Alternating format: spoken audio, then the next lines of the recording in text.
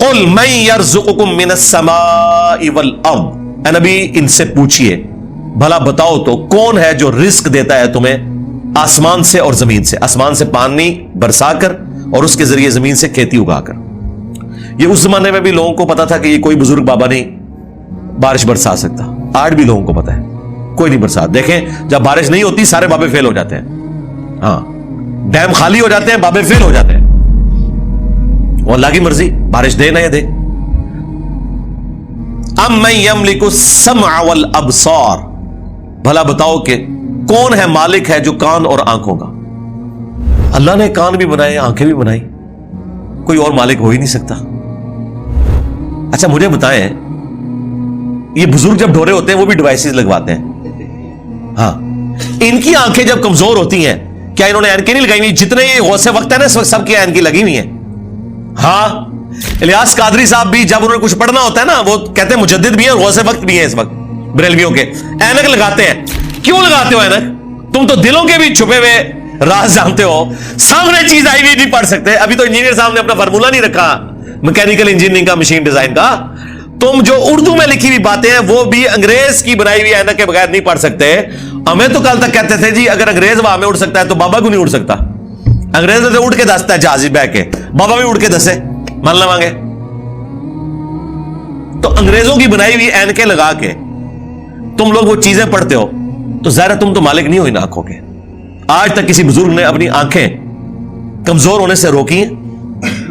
کوئی شخص اپنے بڑھاپے کو ٹال سکتا ہے؟ کوئی پیغمبر بھی نہیں ٹال سکتا اپنے بڑھاپے کو۔ بال سفید ہوئے تو ہو گئے، نظر کمزور ہوئی ہے تو ہو گئی ہے۔ تو یہ چیز ہے، اللہ تعالیٰ فرماتا ہے کہ پوچھ ان سے اے نبی صلی اللہ علیہ وآلہ وسلم کون مالک ہے کان کا اور آنکھوں کا؟ وَمَن يُخْرِجُ الْحَيَّ مِنَ الْمَيِّتِ، اور کون ہے جو مردے میں سے زندہ کو نکالتا ہے؟ بظاہر زمین مردہ ہوتی ہے اس میں سے زندہ کھیتی نکلتی ہے، بظاہر انڈا ہماری کامن آبزرویشن کے اعتبار سے مردہ ہوتا ہے اس میں سے چوزا نکلتا ہے، ویسے تو وہ مردہ نہیں ہے لیکن قرآن چونکہ لٹریچر کی زبان میں کامن آبزرویشن پہ بات کر رہا ہے اس اعتبار سے تو وہ بظاہر ہل جل نہیں رہا، ایک بیج اس کے اندر زندگی ہے لیکن بظاہر مردہ ہے، اس میں سے 6 ارب گنا بڑا درخت نکلتا ہے۔ وَيُخْرِجُ الْمَيِّتَ مِنَ الْحَيِّ، اور مردہ کو نکالتا ہے زندہ سے، زندہ میں سے مردہ بھی نکلتا ہے، یعنی مرغی انڈا دیتی ہے، بظاہر یہ بات ہو رہی ہے، میں سائنٹیفک لینگویج میں بات نہیں کر رہا، لٹریچر کی زبان میں بات کر رہا ہوں، زندہ درخت میں سے، اور وہ بھی زندگی اب سائنس ہمیں بتا رہی ہے، قرآن تو پہلے ہی کہہ رہا تھا کہ درخت زندہ ہے، کھیتیاں زندہ ہیں، لیکن اب ہمیں سائنس بتا رہی ہے ان کی فیلنگز ہیں، باقاعدہ یہ خوش بھی ہوتی ہیں ناراض بھی ہوتی ہیں، پھول مرجھا بھی جاتے ہیں، ان کے اوپر بھی کیفیات طاری ہوتی ہے۔ تو آپ دیکھیں اسی میں سے وہ بیج نکلتا ہے، وہ بیج آپ بوتے ہیں ایک اور درخت نکل آتا ہے، ایک اور کھیتی نکل آتی ہے۔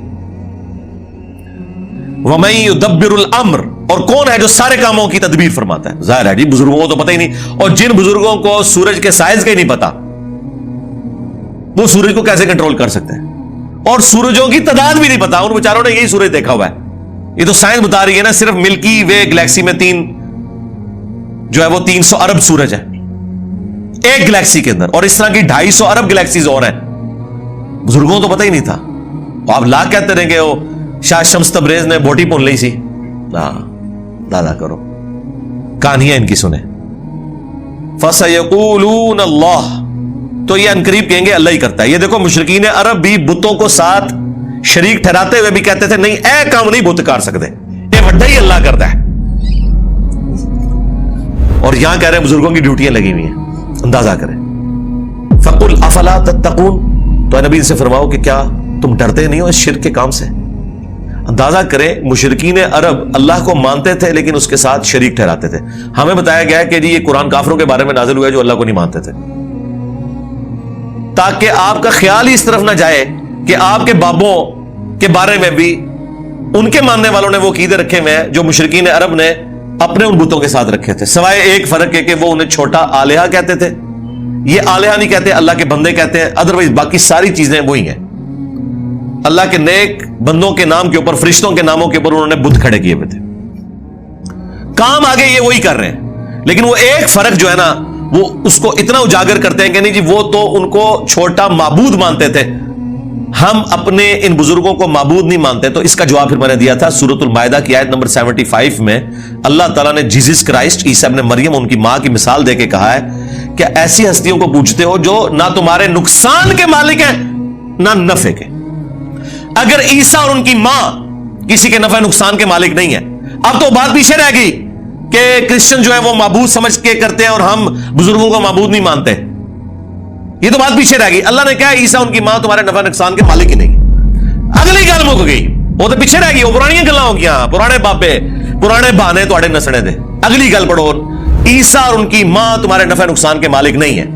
اس پہ میں نے کہا تھا کہ اگر عیسیٰ ابن مریم تمہارے نفع نقصان کے مالک نہیں تو تواڈے بابے تے شاہی کوئی نہیں, عیسیٰ کے جیسا ہے ہی کوئی نہیں, عبد القادر جیلانی تے شاہی کوئی نہیں, ہاں مریم کے جیسا ہے ہی کوئی نہیں, رابعہ بصریہ تے شاہی کوئی نہیں. تو وہ آگے نہیں پڑھتے, کہتے پیچھے پڑھو وہ عبادت کرتے سن. سرکار مان لیا, آگے پڑھو کہ عبادت کرتے تھے یا نہیں کرتے تھے. اللہ نے کہا نفع نقصان کے مالک نہیں ہے, وہ اللہ ہی ہے.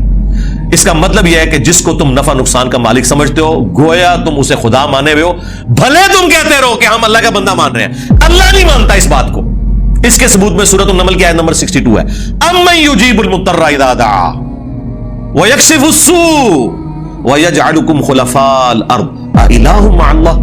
بھلا بتاؤ تو کون ہے جو مصیبت اور پریشانی میں گھرے ہوئے شخص کی فریاد کو سنتا ہے اور اس سے اس کی تکلیف کو دور کر دیتا ہے اور تمہیں زمین پر اگلوں کا خلیفہ کرتا ہے.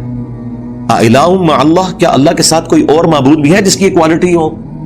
قلیلا ما تذکرون, بہت ہی کم نصیحت حاصل کرتے ہو. اس آیت میں سورۃ النمل کی آیت نمبر 62 پارہ نمبر 20 کے پہلے صفحے پہ اللہ تعالیٰ نے واضح کہہ دیا کہ جس کے بارے میں تمہارا یہ عقیدہ ہے نا کہ تمہیں مصیبت اور پریشانی میں تمہاری تکلیف دور کر سکتا ہے, دعا میں تم اسے پکارو گویا تم نے اسے خدا مان. وہ اگلے دن وہ پاپا جانی کہہ رہے تھے کہ ڈسپرین کی گولی اگر مشکل کشا ہے تو شیخ عبد القادر جیلانی نہیں. سرکار ڈسپرین کی گولی جب ہم کھاتے ہیں تو سر درد دور ہوتا ہے. عبد القادر جیلانی نو چٹ کے بھی ویکھ لو تہاڈا سر درد نہیں دور ہونا. ہاں ذہن میں رکھیے گا. اگر کوئی نہیں مانتا میں تھوڑی اور ورسٹ مثال دیتا ہوں. انہی کا جب پیشاب بند ہوا تھا تو آغا خان میں ان کا آپریشن ہوا تھا تو عبد القادر جیلانی کے مزار پہ اٹھا کے لے جاتے ہیں نا. وہ ڈاکٹروں نے ہی آپ کی ہیلپ کرنی ہے جب پیشاب بند ہوتا ہے. ایون عبد القادر جیلانی کا بھی پیشاب بند ہونا وہ بھی ڈاکٹر ہی علاج کرے گا, خود کوئی اپنا علاج نہیں کر سکتا. سیدھی سی بات ہے. تو مثالیں ہی دیتے ہیں ظاہری اسباب, ادویات, یہ اللہ تعالیٰ نے ان کے ساتھ چیزیں جوڑی ہوئی ہیں. تو میں نے ان کو اگلی مثال دی ہے کہ ویل مچھلی 1.5 گھنٹے تک اپنا سانس روک سکتی ہے. لے آؤ سارے بابے 1.5 گھنٹے ایسے سمندر ہی سٹیں گے انہوں نے. ظاہر ہے یہ کہتے ہیں نا کہ بزرگان دین جو ہیں وہ مطلب یہ انگریزوں سے بھی بہتر ہے تو جانوروں سے بھی بہتر ہو گے, یا منو کہ تواڈے سارے بابے ویل مچھلی تو بدتر نے. اڑنے کا نہیں کہہ رہے, اڑتے نہیں سکتے ہو, چلو ایسا روکا گے نا جان تے چھٹے نا. 1.5 گھنٹے ایسے سمندر ہی سٹیں گے ایڈا وڈا وٹا بن کے تاکہ باہر بھی نہ نکل سکن. 1.5 گھنٹے بعد کٹا گے, چلو 5 منٹ پہلے میں کر لاں گا انشاءاللہ احتیاطن, جسے زور احتیاطی پڑھتے نا ہے, میں بھی احتیاطن 5 منٹ پہلے ایک بار کٹ لواں گا. لیکن کوئی روک کے دسے منو کچھ بھی نہیں ہو سکتا میرے بھائی. یہ سب کے سب جھوٹ ہے جو انہوں نے مشہور کیا. اللہ تعالیٰ فرما رہا ہے نبی ان سے فرماؤ تم پھر بھی ڈرتے نہیں ہو اپنے اس شرکی عقیدے سے.